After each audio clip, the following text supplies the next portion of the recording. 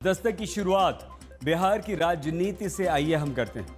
बिहार के चुनाव नजदीक हैं और चुनाव नजदीक आते ही राजनीति भी अपना रंग दिखाने लगी। एक तरफ तो बिहार चुनाव में बीजेपी अपनी पूरी यूपी ब्रिगेड को प्रचार के लिए उतार रही है। मुख्यमंत्री योगी आदित्यनाथ की तूफानी रैलियों की तैयारियां हो चुकी हैं और दूसरी तरफ बिहार में बुर्के पर राजनीति शुरू हो गई। चुनाव आयोग ने बुर्का पहनकर वोट डालने वाली महिलाओं की पहचान करने के निर्देश दिए तो समाजवादी पार्टी ने इस पर आपत्ति व्यक्त करा दी और बुर्के वाली महिलाओं की पहचान को संविधान विरोधी और पक्षपातपूर्ण बता दिया। इसके साथ ही चुनाव आयोग से इस निर्देश को वापस लेने की मांग भी कर डाली। अब सवाल यह है कि बिहार चुनाव में बुर्का पॉलिटिक्स से समाजवादी पार्टी गठबंधन को फायदा पहुंचाएगी या फिर बिहार चुनाव में प्रचार के लिए उतरने जा रहे मुख्यमंत्री योगी आदित्यनाथ इस पर खेल जाएंगे और बीजेपी के लिए महत्वपूर्ण सिद्ध होंगे। आइए आपको दिखाते हैं।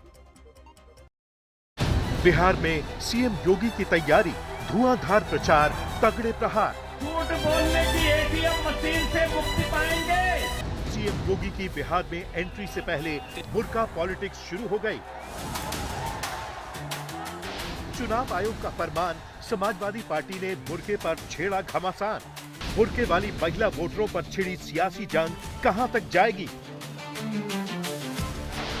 बिहार में सीएम योगी आएंगे, फिर से बटेंगे तो कटेंगे का नारा लगाएंगे। एक है तो सेफ है और बटे थे तो कटे थे। अभी तक बिहार में सीट बंटवारे को लेकर पॉलिटिक्स चल रही है। एनडीए से लेकर महागठबंधन तक हर तरफ सीटों का गणित बैठाने के लिए हर दल अपनी अपनी जुगत लगा रहा है। लेकिन बिहार चुनाव में सियासत का असली रंग अब चढ़ने जा रहा है। एक तरफ तो बिहार चुनाव में सीएम योगी की एंट्री होने वाली है। एक तरफ राम की संस्कृति को मानने वाले लोग हैं, दूसरी तरफ रोम की संस्कृति पर विश्वास करने वाले लोग हैं। वो सीएम योगी जो हिंदुत्व के फायर ब्रांड नेता है। आस्था के नाम पर आगजनी करोगे, आस्था के नाम पर राह चलते हुए नागरिकों पर हमला करोगे, छेड़ोगे तो फिर छोड़ेंगे भी नहीं और एक बार छोड़ेंगे नहीं तो फिर छोड़ोगे कभी नहीं। वो सीएम योगी जो बीजेपी के स्टार प्रचारकों में टॉप पर आते हैं और रहेंगे हिंदुस्तान में और गाएंगे पाकिस्तान का, तो उनको पाकिस्तान भेज ही देना चाहिए। वो सीएम योगी जिनका मॉडल आजकल पूरे देश में अपनाया जाता है। करने वाले को सरकारी को पता है कि उसने तो साहस किया, राम नाम सत्य है कि उत्तर प्रदेश। वो सीएम योगी जिनके चुनावी नारे सियासत को सुलगा देते हैं। बटे थे तो कटे थे, अब बटेंगे नहीं, एक रहेंगे, सेफ रहेंगे। सीएम योगी 20 अक्टूबर के बाद कभी भी बिहार में चुनाव प्रचार के लिए उतर सकते हैं। जितने सुल्तान माफिया थे, इस सब जहन्नुम की यात्रा में जा चुके हैं। तो दूसरी तरफ सीएम योगी की बिहार में एंट्री से पहले बुर्के वाली महिला वोटरों पर सियासी जंग छिड़ गई है, क्योंकि मुख्य चुनाव आयुक्त ज्ञानेश कुमार ने निर्देश दिए हैं कि मतदान केंद्र पर आंगनबाड़ी सेविकाएं बुर्का पहनकर वोट डालने वाली महिलाओं की पहचान करेंगी। अब समाजवादी पार्टी ने बुर्के वाली महिलाओं की पहचान को मुद्दा बना दिया और चुनाव आयोग को चिट्ठी लिखी है। समाजवादी पार्टी ने दलील दी है कि आंगनबाड़ी सेविकाओं द्वारा बुर्का वाली महिलाओं की जांच का निर्देश नियमों के खिलाफ है। पार्टी कह रही है कि मतदान अधिकारी के पास सिर्फ आईडी चेक करने का अधिकार है। समाजवादी पार्टी ने यह भी कहा कि चुनाव आयोग ने यह फैसला बीजेपी के दबाव में लिया है, जो एक विशेष संप्रदाय को निशाना बनाना चाहती है। ये देश धर्मनिरपेक्ष है और किसी की भी पहचान धर्म के नाम पे करना वो इस संविधान के भी खिलाफ है। और भारतीय जनता पार्टी जिस तरह से चुनाव आयोग काम कर रहा है, चुनाव आयोग भारतीय जनता पार्टी का जुगाड़ आयोग बन गया, भाजपा के दबाव में काम कर रहा है। वैसे तो बुर्के वाली महिला वोटरों की जांच पर कांग्रेस से लेकर आरजेडी और एआईएमआईएम पहले ही विरोध जता चुके हैं, लेकिन अचानक से समाजवादी पार्टी का स्टैंड वाकई चौंकाने वाला है। समाजवादी पार्टी ने 2020 में बिहार का चुनाव नहीं लड़ा था, लेकिन 2015 में 135 सीटों पर लड़ने के बावजूद उसका खाता नहीं खुला था। उसे सिर्फ 1.01% वोट हासिल हुए थे।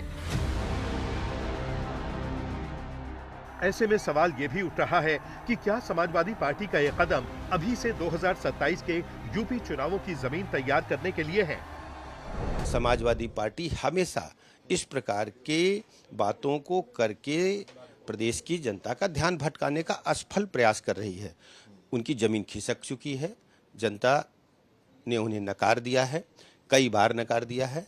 27 में पुनः प्रचंड बहुमत के साथ भारतीय जनता पार्टी की सरकार बनेगी। बिहार के चुनाव में बुर्के वाली महिला वोटर की जांच का मसला एसआईआर पर मचे हंगामे के बाद उठा है। एसआईआर पर विपक्ष के विरोध को बीजेपी ने घुसपैठिया वोटर को बचाने की कोशिश कहा है। अब बुर्के वाली वोटर की जांच के मुद्दे पर विपक्ष के विरोध पर एक बार फिर ध्रुवीकरण के आरोपों वाली सियासत गरमा सकती है।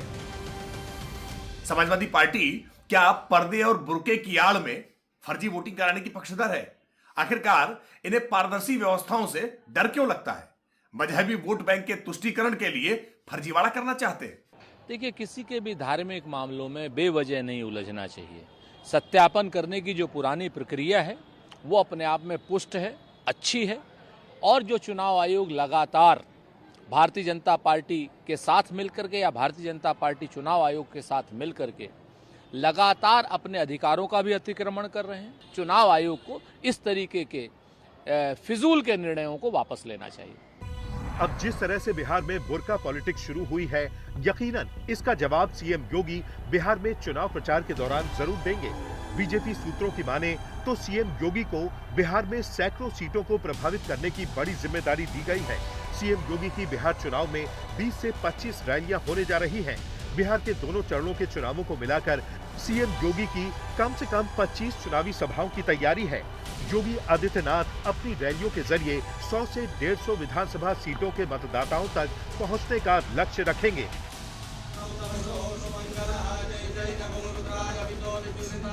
सीएम योगी यूपी से सटी सीटों के साथ साथ सीमांचल और मिथिलांचल में कई रैली करने जा रहे हैं। गोपालगंज, सारण, सीवान और वाल्मीकि नगर में योगी का गहरा प्रभाव माना जाता है, जहां वो सीधे रैलियां करेंगे। मुस्लिम बहुल सीमांचल की सीटें योगी की प्राथमिकता में हैं। उनकी फायर ब्रांड हिंदुत्व की छवि को इन इलाकों में हिंदू मतदाताओं को एकजुट करने और ध्रुवीकरण को मजबूत करने के लिए इस्तेमाल किया जाएगा। यानी बिहार का असली रण अब शुरू होने वाला है। बिहार में 6 और 11 नवंबर को 2 चरणों में वोटिंग है और नतीजे 14 नवंबर को आएंगे। आज तक ब्यूरो।